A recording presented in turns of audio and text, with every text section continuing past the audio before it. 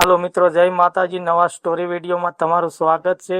Video સારો લાગે તો લાઈક, કમેન્ટ, શેર કરવાનું ભૂલતા નહીં। પ્રાચીન સમયમાં અરવલ્લી પર્વતોની ગોદમાં એક નાનું ગામ વસેલું હતું। ગામના લોકો ભક્તિભર્યા અને સરળ હૃદયના હતા।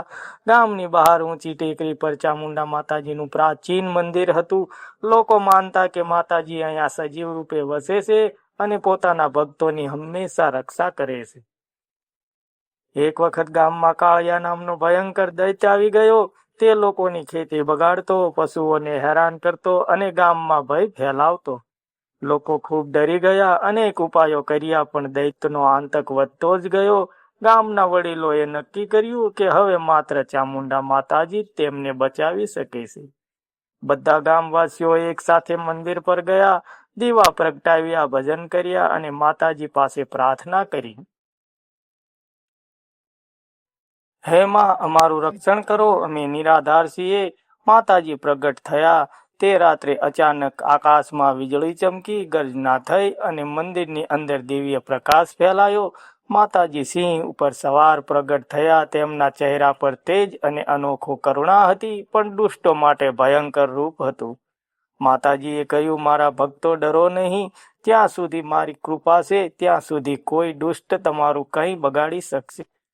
યુદ્ધ અને વિજય। બીજા દિવસે દૈત્ય ફરી ગામ પર આવ્યો। અચાનક આકાશ કાળો થઈ ગયો અને માતાજી સિંહ પર સવાર થઈ યુદ્ધ માટે આવી। દૈત્ય અને માતાજી વચ્ચે ભયંકર યુદ્ધ થયું। આખું ગામ કંપી ઉઠ્યું અને માતાજીએ પોતાના ત્રિશૂલથી દૈત્યનો નાશ કર્યો। ગામમાં શાંતિ ફરી આવી। લોકો આનંદમાં ઝૂમી ઉઠ્યા। જય ચામુંડા માતાજીના નાદથી આખું વાતાવરણ ગુંજી ઉઠ્યું। ભક્તોનું ફળ। ગામમાં એક ગરીબ વૃદ્ધ સ્ત્રી રહેતી હતી। તે રોજ માતાજીના મંદિરે જઈને માત્ર એક ફૂલ ચડાવતી હતી। એક દિવસ માતાજી તેના સપનામાં આવ્યા અને કહ્યું, તારી નિષ્ઠા અને ભક્તિથી હું પ્રસન્ન છું। તારા ઘરેથી કદી અન્નની કમી નહીં રહે। તે દિવસથી વૃદ્ધ સ્ત્રીના જીવનમાં સુખ અને સમૃદ્ધિ આવી ગઈ। ગામના લોકો સમજ્યા કે સાચી ભક્તિ અને શ્વાસથી માતાજી હંમેશા સાચી શ્રદ્ધા અને ભક્તિ ક્યારેય વ્યર્થ નથી જતી। મુશ્કેલી આવે ત્યારે હિંમત ન હારવી, માતાજી પર વિશ્વાસ રાખો, તેઓ હંમેશા રક્ષા કરે છે। જય ચામુંડમાં। આ સ્ટોરી